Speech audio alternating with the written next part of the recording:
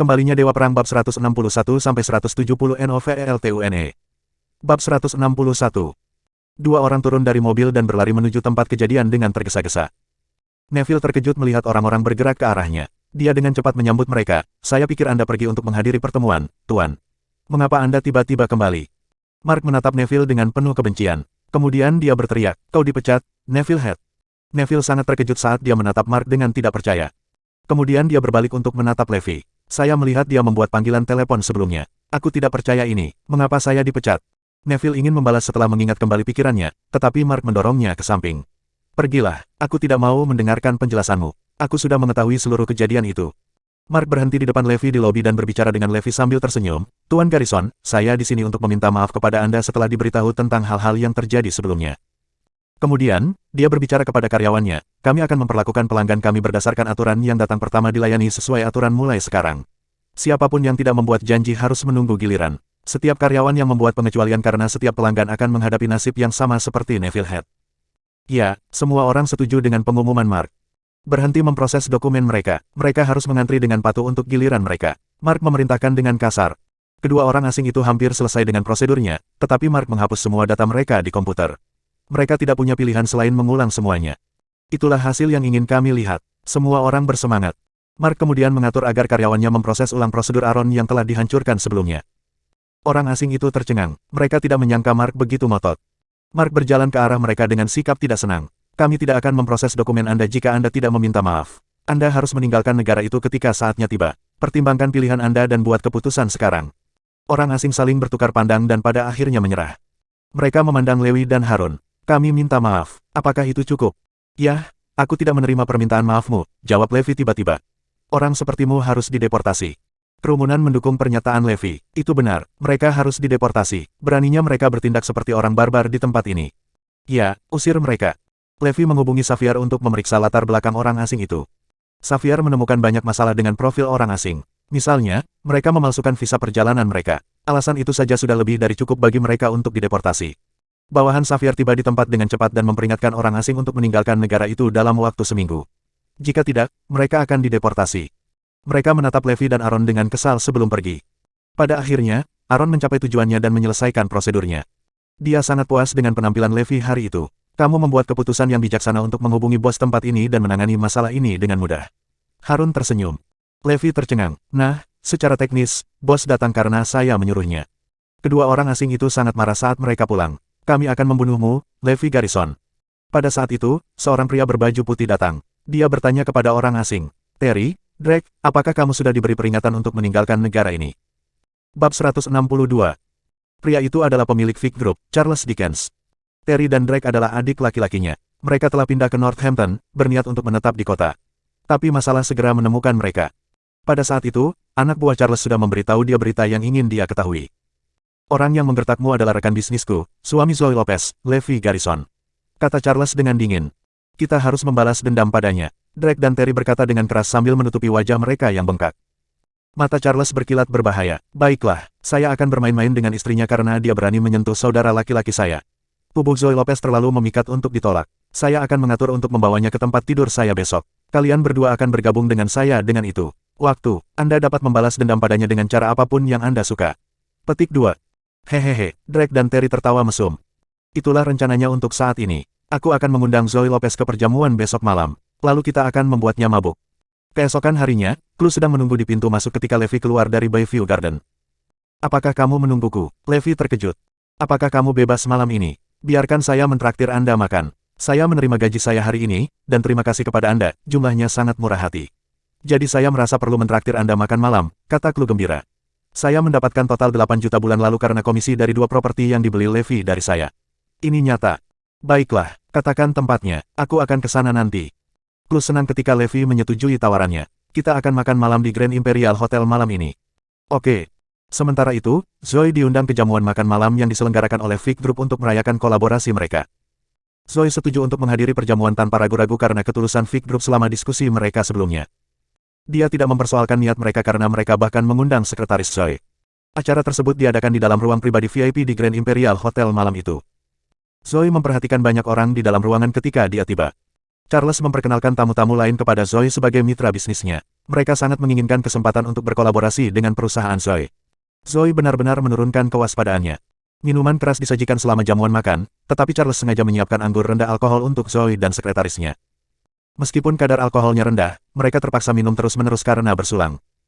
Zoe mulai sedikit mabuk meskipun dia hanya menyesap minumannya setiap saat. Charles berkata dengan sopan, "Miss Lopez, norma kami sangat berbeda dari penduduk setempat di Erudia. Kami minum dengan sigap ketika kami berada di antara kami sendiri, tidak seperti pengusaha yang pernah kami lihat di negara ini." Charles tidak mendesak Zoe untuk minum sepanjang jamuan makan, tapi dia akan mengucapkan komentar dari waktu ke waktu, secara tidak langsung memaksa Zoe untuk minum anggur untuk bergaul dengan mitra bisnis lainnya. Zoe tidak punya pilihan selain menuruti karena dia tidak ingin merusak suasana. Tak lama kemudian, dia mabuk. Setelah beberapa putaran lagi, Zoe akhirnya jatuh tertelungkup di atas meja saat kesadarannya memudar. Senyum mengancam menyebar di wajah Charles saat melihat itu. Sekretaris Zoe merasakan pergantian peristiwa yang aneh, tetapi kondisinya tidak lebih baik dari Zoe. Sekretaris itu pingsan juga dengan cepat setelahnya. Charles dan rekan bisnisnya tertawa terbahak-bahak saat melihat dua wanita tak sadarkan diri di dalam ruangan. Sebenarnya mereka sudah minum obat untuk mencegah mereka mabuk sebelumnya, sehingga minuman keras itu tidak mempengaruhi Charles dan teman-temannya. Charles memutar nomor dengan teleponnya. "Kamu bisa masuk sekarang, Drake dan Terry." Kemudian dia berbalik untuk mengagumi kecantikan Zoe yang tak tertandingi setelah menutup telepon. "Kau milik kami malam ini, sayang." Bab 163. Drake dan Terry bergegas ke lantai 6 dengan tidak sabar setelah mereka menerima berita itu. Mereka telah menunggu di dalam lobi hotel sepanjang waktu. Foto-foto Zoe yang dikirim oleh Charles sebelumnya membangkitkan gairah mereka. Pada saat itu, Levi dan Chloe mencapai Grand Imperial Hotel. Dia segera melihat sosok Terry dan Drake yang familiar. Apa yang mereka lakukan di sini? Levi dan Chloe mengejar mereka dengan rasa ingin tahu.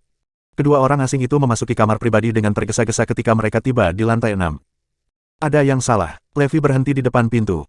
"Jadi, wanita ini Zoe Lopez. Dia sangat cantik. Kudengar para wanita di Erudia sangat menawan, tapi tentu saja aku tidak menyangka bisa tidur dengan gadis secantik dia secepat ini."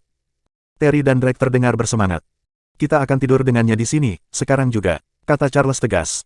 Levi menoleh ke arah Chloe. "Jangan memasuki ruangan tidak peduli apa yang kamu dengar nanti." Chloe mengangguk tanpa sadar saat dia melihat ekspresi menyeramkan di wajah Levi. Pintu ke kamar pribadi didorong terbuka tepat ketika orang-orang di dalamnya akan menjadi liar. Seseorang memasuki ruangan dan mengunci pintu di belakangnya. Drake dan Terry berteriak ketika mereka melihat Levi. "Itu dia, kakak, dia yang menghajar kita." Charles menyipitkan matanya ke arah Levi. "Jadi, kamu Levi Garrison?" "Ya, itu aku." Levi mengerti mereka mengincarnya karena mereka langsung mengenalinya. Charles mencibir. "Baiklah, aku senang kamu di sini. Kamu akan membayar harga karena menyakiti saudara-saudaraku. Aku akan mengikatmu dan memintamu menjadi saksi saat kami menghancurkan istrimu malam ini." Hehehe. Semua orang asing di dalam ruangan mengungkapkan senyum mesum yang sama. Menurut pendapat mereka, Levi tidak punya pilihan lain selain mengakui karena mereka memiliki angka. Charles dan teman-temannya mendekati Levi. Levi mencengkeram Charles secara tiba-tiba dan menendang lututnya dengan paksa. Yang terakhir berteriak pembunuhan berdarah dan jatuh ke lantai. Levi mengayunkan pukulan kuat ke wajah Charles. Charles tergeletak di tanah kesakitan. "Apakah kamu suka minum minuman keras? Aku akan memastikan kalian semua minum sepuasnya." Masih ada banyak minuman keras di dalam kamar pribadi. Levi mengambil sebotol minuman keras dan memasukkan isinya ke tenggorokan Drake. Drake berjuang sekuat tenaga, tetapi dia terjepit di tanah saat Levi menuangkan botol demi botol minuman keras ke dalam mulutnya. Levi memaksa rahang Drake menyatu untuk memaksa muntahan kembali ke saluran pencernaannya ketika dia ingin muntah. Perut Drake tampak kembung setelah dia dipaksa minum beberapa botol anggur. Dia berguling-guling di tanah kesakitan saat dia memuntahkan darah. Terry dan Charles bertemu dengan nasib yang sama. Levi melepaskan kemarahannya yang belum pernah terjadi sebelumnya pada saudara-saudara malam itu. Bab 164. Mereka pasti lelah hidup untuk berani menyentuh Zoe. Tetapi Levi tidak ingin menunjukkan belas kasihan kepada mereka dengan membunuh mereka. Jadi dia menggunakan metode itu untuk menyiksa mereka. Levi akhirnya keluar dari ruangan dengan Zoe di punggungnya setelah beberapa lama. Chloe melihat Levi menyeret sekretaris Zoe juga. "Aku khawatir kita tidak bisa makan malam ini. Aku akan mentraktirmu makan lain kali. Tolong bantu aku mengirimnya pulang." Levi meminta Chloe untuk mengurus sekretaris. "Oke, serahkan ini padaku." Chloe melihat sekilas ruangan itu sebelum dia pergi. Adegan berdarah itu terukir di benaknya. Suara ambulans menembus malam tak lama setelah Levi meninggalkan venue. Charles dan yang lainnya dikirim ke rumah sakit untuk menerima perawatan. Mereka didiagnosis mengalami pendarahan gastrointestinal, rasa terbakar parah pada mukosa tenggorokan, dan gangguan organ dalam karena minum berlebihan. Semua orang bingung dengan jumlah minuman keras yang mereka minum untuk menyebabkan hasil yang sangat buruk.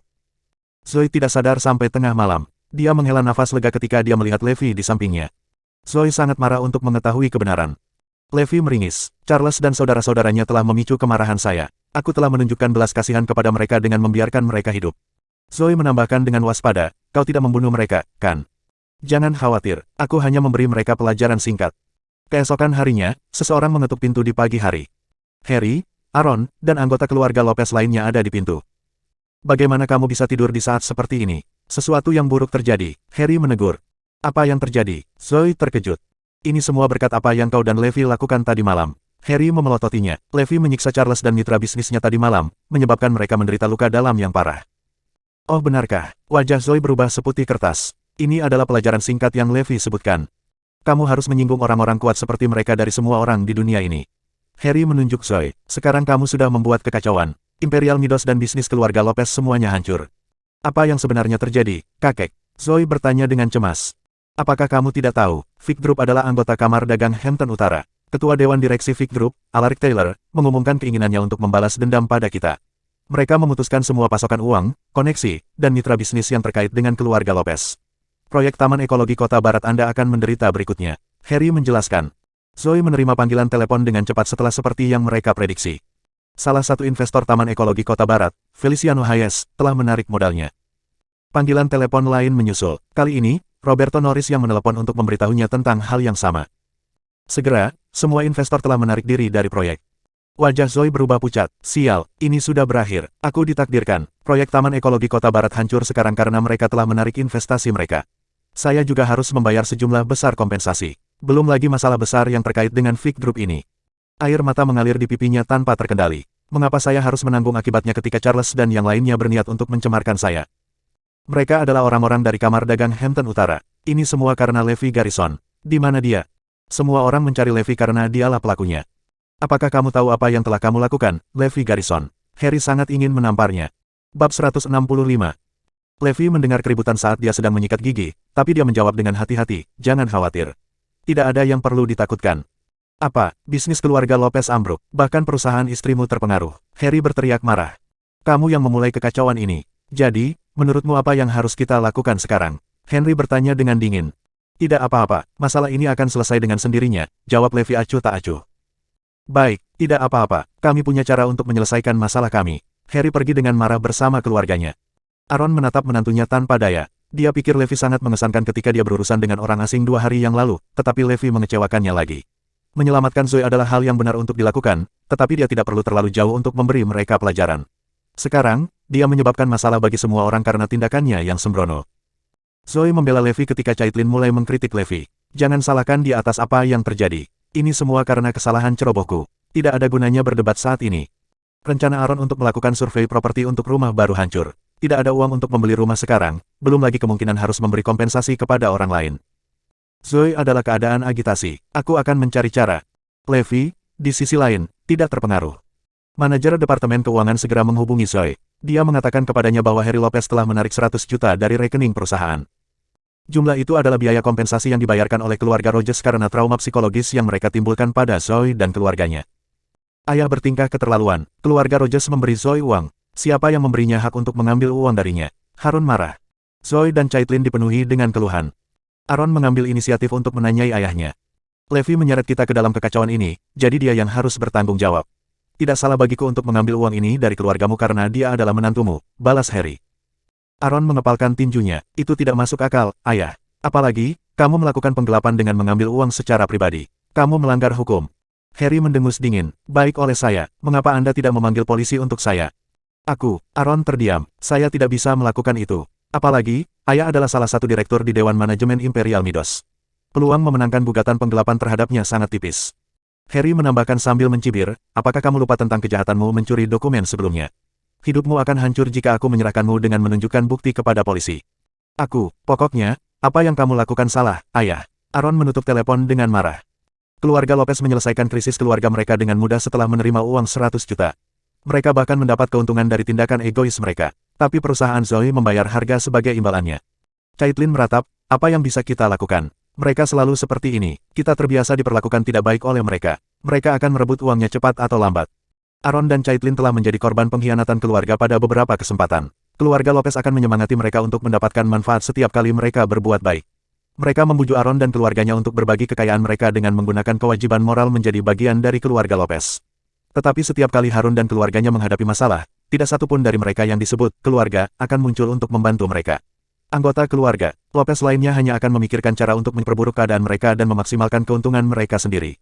Perasaan Aaron dan Caitlin dalam memperlakukan keluarga Lopez dengan tulus jelas tidak terbalas. Levi selesai menyegarkan diri saat itu. Dia menuangkan secangkir susu hangat sambil menanyai Zoe, apakah semua investor menarik diri dari proyek itu. Bab 166. Zoe mengangguk. Ya, kurasa mereka juga akan meminta kompensasi. Levi menyesap dari gelasnya dan berkata sambil tersenyum, tidak apa-apa. Mereka akan segera menyesali keputusan mereka. Apa maksudmu? Zoe bingung. Bersabarlah, seseorang akan segera berinvestasi dalam proyek itu, Levi menghiburnya. Apakah kamu punya rencana dalam pikiranmu? Zoe menatap Levi dengan rasa ingin tahu.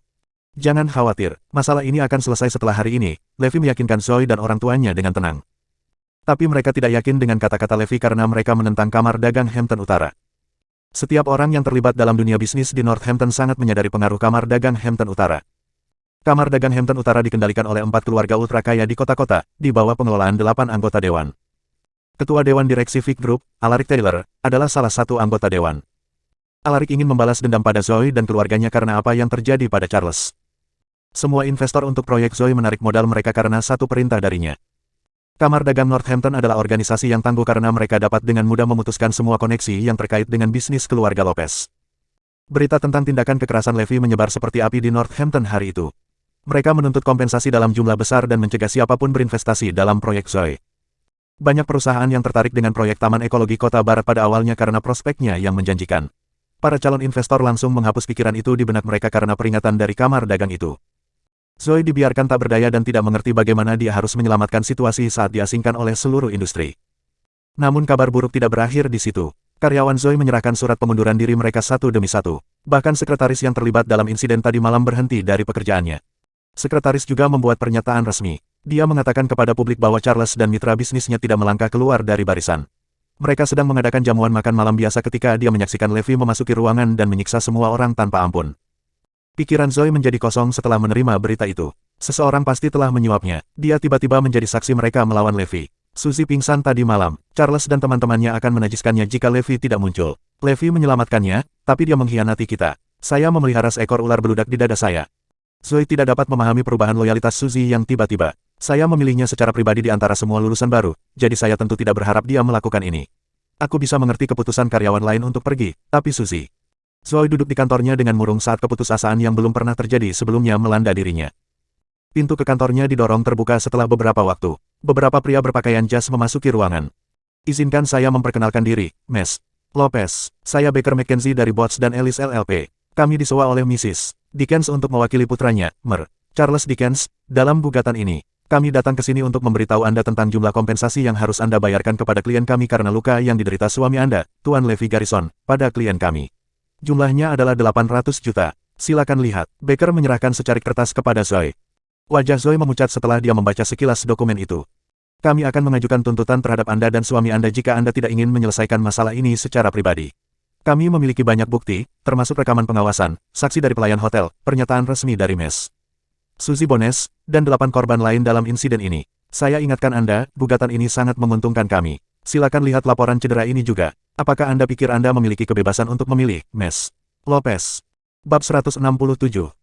Botts dan Ellis LLP adalah firma hukum yang didirikan oleh mantan teman sekelas Zoe, Arnold Botts. Firma itu adalah salah satu firma paling bergengsi di Northampton. Mereka memenangkan hampir semua kasus yang mereka terima. Zoe sangat terpukul. Dia ketakutan ketika dia melihat laporan cedera. Saya tidak dapat membayangkan hal-hal yang telah dilakukan Levi untuk menyebabkan begitu banyak kerusakan. Tapi saya pasti bisa membayangkan masalah yang harus kita hadapi segera. Kami akan memiliki waktu yang sulit di depan karena laporan cedera ini saja. Meskipun Charles dan mitra bisnisnya melakukan kesalahan pada saya sejak awal, saya tidak memiliki bukti yang membuktikan tindakan keji mereka. Juga, izinkan saya untuk memberitahu Anda ini, Ms. Lopez. Saya adalah pengacara terbaik di firma saya. Sejak mereka mempekerjakan saya di Botts dan Ellis LLP, firma itu tidak pernah kalah dalam satu kasus pun. Jadi percayalah, gugatan ini akan tidak terkecuali. Kamu harus berpikir dengan bijak sekarang. Tukang roti mencibir. Asisten Baker menambahkan, saya mendengar suami Anda, Levi Garrison, dibebaskan dari penjara baru-baru ini. Dengan catatannya, tidak begitu sulit untuk menempatkannya di balik jeruji besi lagi. Sekelompok pengacara memanipulasi situasi untuk keuntungan mereka dengan tujuan tunggal membuat Zoe terpojok. Baiklah kalau begitu, kami akan menunggu jawaban Anda, Ms. Lopez. Pertimbangkan pilihan Anda dengan baik. Baker dan yang lainnya pergi sesudahnya. Zoe ditinggalkan sendirian di dalam kantornya. Air mata menggenang di matanya saat dia berpikir, mungkin aku bisa mencari bantuan dari Arnold. Dia mengejar saya di masa lalu, tetapi saya menolaknya. Zoe menghabiskan banyak upaya untuk mendapatkan nomor Arnold Bots. Kemudian dia memanggilnya.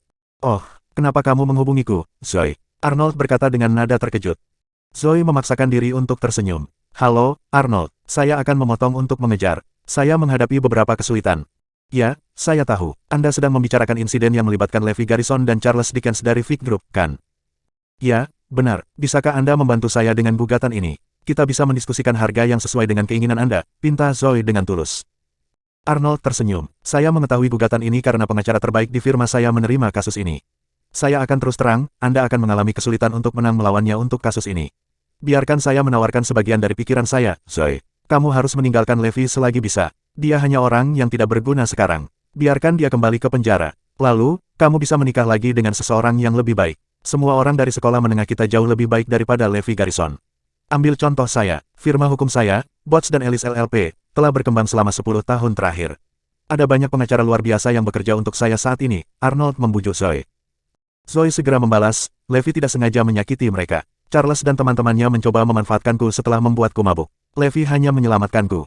Itu tidak mungkin. Saya sudah berteman dengan Pak Dickens untuk waktu yang lama sekarang. Dia seorang pria terhormat, sejauh yang saya ketahui. Dia tidak akan pernah melakukan hal-hal seperti itu. Teman-temannya sama mulianya dengan dia. Apakah Anda punya bukti untuk mendukung kata-katamu? Kata Arnold.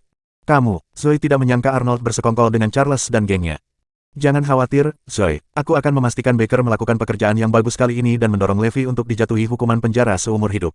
Kamu akan memiliki kesempatan untuk segera membuangnya. Arnold tertawa jahat. Kamu tidak perlu khawatir tentang masalahku. Apalagi kamu tidak memenuhi syarat untuk menilai karakter suamiku. Zoe menutup telepon dengan marah. Di dalam kantor gedung Bots dan Ellis LLP, Arnold menyilangkan kaki di atas meja sambil mengenakan setelan jas. Dia menyesap secangkir kopi dengan santai. Bab 168. Dia telah menerima kasus ini segera dan menyusun rencana untuk Alaric Taylor ketika dia mendengar Zoe terlibat dalam masalah ini. Arnold memerintahkan bawahannya, beritahu Mer. Taylor untuk melarang semua firma hukum di Northampton menerima kasus Zoe menggunakan koneksinya.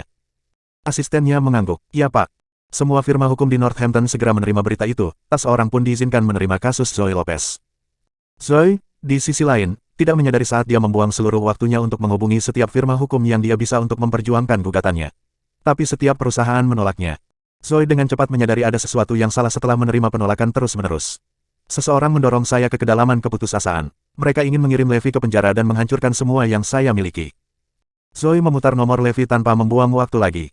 Levi tercengang dengan pergantian peristiwa ketika dia tiba di kantor Zoe. Saya tidak mengharapkan ini terjadi. Mungkin saya telah meremehkan otoritas kamar dagang. Nah, keterlibatan Arnold Bots di luar pertimbangan awal saya juga.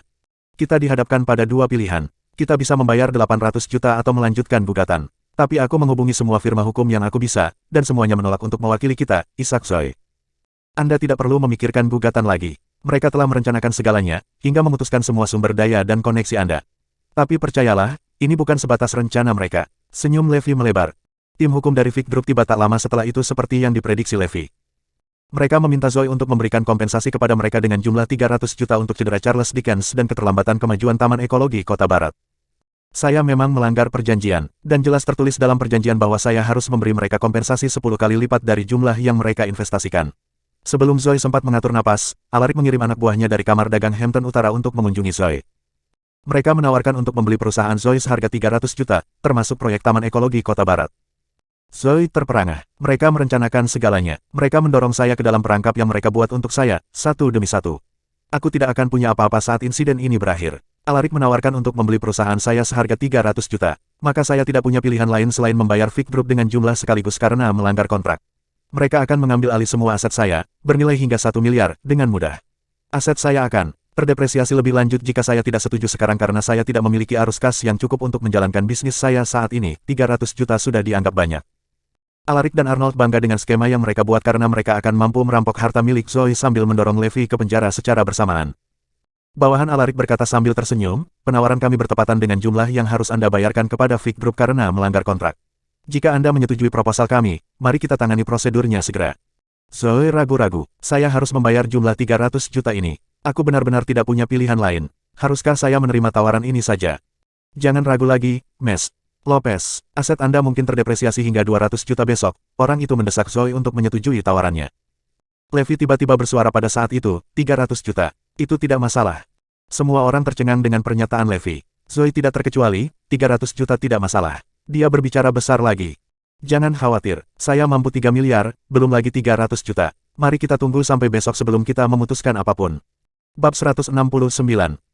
Zoe menatap Levi tidak percaya. Apakah kamu benar-benar mampu memperoleh uang itu? Apakah saya mengatakan bahwa saya akan membayar mereka? Mengapa kita harus melakukan itu? Kami tidak bersalah dalam insiden ini. Levi tersenyum. Tapi mereka punya semua bukti. Kita tidak punya pilihan lain selain menyerah. Zoe menggosok pelipisnya. Yang harus Anda lakukan sekarang adalah melanjutkan pekerjaan Anda seperti biasa. Anda dapat menyetujui pengunduran diri karyawan Anda, tetapi Anda harus membuat pernyataan terlebih dahulu. Beritahu mereka bahwa siapapun yang berhenti dari pekerjaan mereka sekarang tidak akan diterima di Imperial. Padang rumput mulai sekarang. Karyawan yang bertahan di perusahaan melalui krisis ini akan menerima kenaikan gaji dan lebih banyak tunjangan. Levi memberitahu Zoe apa yang harus dilakukan. Tapi kami tidak punya uang untuk mendanai operasi kami sekarang. Selain itu, tidak ada yang berani berinvestasi di perusahaan saya setelah peringatan resmi yang diberikan oleh Kamar Dagang Hampton Utara, kata Zoe dengan ketidakpastian. Lakukan saja apa yang kukatakan. Seseorang akan berinvestasi di perusahaanmu hari ini, Levi meyakinkannya. Zoe menaruh kepercayaannya pada Levi dan mengindahkan nasihatnya. Dia membuat pengumuman seperti yang disarankan Levi. Banyak karyawannya yang marah menerima pemberitahuan itu. Lagi pula, aku tidak perlu kembali ke perusahaan sampah ini. Benar, Imperial Midos akan segera bangkrut. Apa gunanya bersikap keras sekarang? Zoe hanya menahan hinaan itu dalam diam. Pada saat itu, seorang Maiba berhenti di depan gedung Imperial Midos. Beberapa orang turun dari mobil. Pria yang memimpin kelompok itu mengenakan setelan jas dan mengenakan kacamata hitam. Pria itu tidak lain adalah Kirin. Hari ini, dia memainkan peran sebagai presiden perusahaan, bukan sebagai instruktur militer. Halo, tolong beritahu Mes. Lopez bawa Presiden Levi Group, Mer. Rhodes, ada di sini untuk menemuinya. Resepsionis segera menghubungi Zoe setelah asisten Kirin berbicara padanya.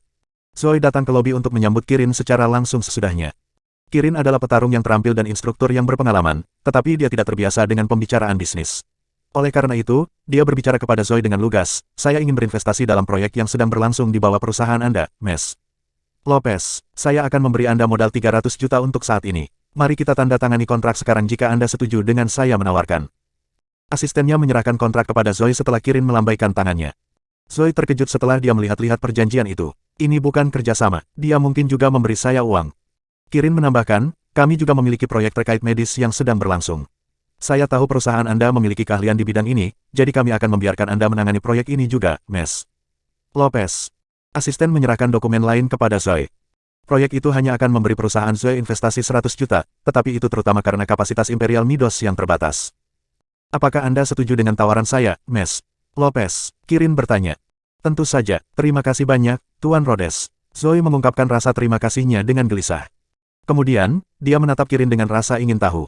Jika Anda tidak keberatan saya bertanya, Tuan Rhodes, mengapa Anda memilih untuk berinvestasi di perusahaan saya ketika kita berada dalam posisi yang sulit? Saya harus bertanya karena saya sendiri tidak dapat memikirkan alasan yang sah.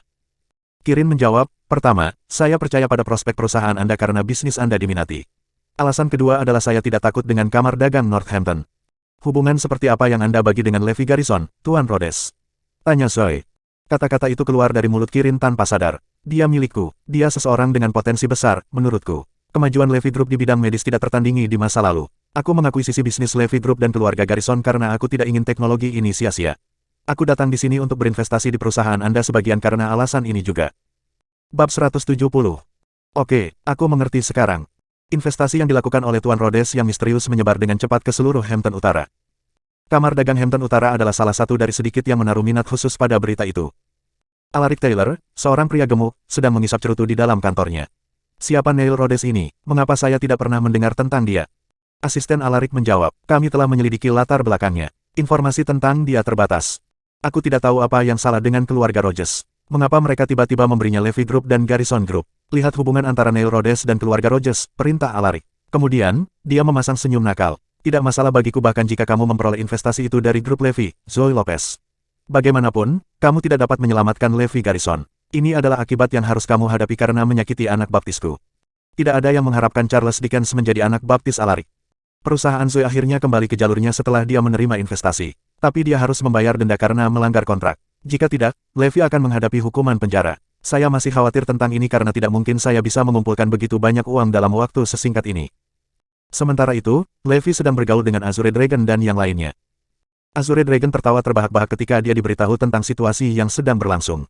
Hahaha, lelucon yang luar biasa. Apakah sebenarnya ada seseorang yang memiliki nyali untuk mengirimmu ke penjara di zaman sekarang ini?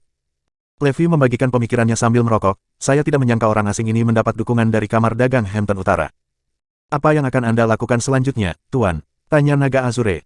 Pertama, saya akan mengunjungi orang-orang yang melakukan sumpah palsu. Kemudian, saya akan berurusan dengan pengacara. Hal terakhir yang harus dilakukan adalah menunjukkan bukti yang diperlukan untuk mendeportasi orang asing itu, Levi menjelaskan. Bukti, tapi sejauh yang saya ketahui, tidak ada bukti. Azure Dragon tercengang. Namun, dia dengan cepat mendapatkan wahyu saat melihat senyum licik Levi. Levi Garrison adalah seorang pria dengan rencana. Dia bukan hanya musuh yang tangguh di medan perang dengan keterampilan tempur yang tak tertandingi, pria itu juga ahli taktik yang brilian. Berurusan dengan kejadian itu adalah sepotong kue baginya. Dia sengaja meninggalkan jejak ketika berhadapan dengan Charles dan yang lainnya tadi malam. Phoenix mengambil tanggung jawab untuk mencari beberapa pelayan di hotel yang telah memalsukan pernyataan sebagai saksi malam itu. Levi dan Azure Dragon pergi menemui sekretaris Zoe, Suzy. Levi harus berurusan dengan hal-hal yang berkaitan dengan istrinya secara pribadi. Saat itu, anak-anak muda sedang menari mengikuti alunan musik di dalam Space Bar yang terletak di Northampton. Suzy mentraktir teman-temannya berpesta di bar setelah menerima 1 juta uang tunai dari Alaric hari itu. Dia memesan meja VIP di bar dan bahkan memesan makanan paling mewah yang mereka miliki. Suzy sedang mencuci tangannya dengan sebotol sampahnya mahal ketika Levi tiba di bar. Dia duduk dengan tenang di sebelah Suzy dan mengobrol dengannya dengan santai. Apakah kamu bersenang-senang menghabiskan uang yang diberikan Alaric Taylor kepadamu? Suzy tercengang saat mendengar suara Levi. Kapan dia muncul di sampingku? Kenapa kamu ada di sini, Levi Garrison? Dan omong kosong apa yang kamu katakan? Suzy mengingat kembali pikirannya setelah beberapa saat. Levi tersenyum padanya. Aku ingat kamu juga mabuk tadi malam. Aku menyelamatkanmu dan mengatur seseorang untuk mengirimmu pulang. Warna terkuras dari wajah Suzy saat dia mendengarkannya. Dia membantah pernyataannya dengan tegas. Omong kosong, aku tidak mabuk kemarin, kamu juga tidak menyelamatkanku. Lanjutkan, silakan lanjutkan kebohonganmu. Levi tersenyum. Teman-teman pria Suzy berdiri dan mengepung Levi dalam sekejap. Siapa kamu, nak? Apa yang terjadi di sini? Bersambung.